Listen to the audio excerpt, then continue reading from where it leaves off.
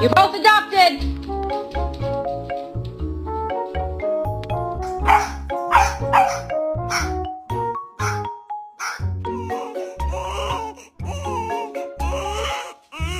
Come on, let's go outside.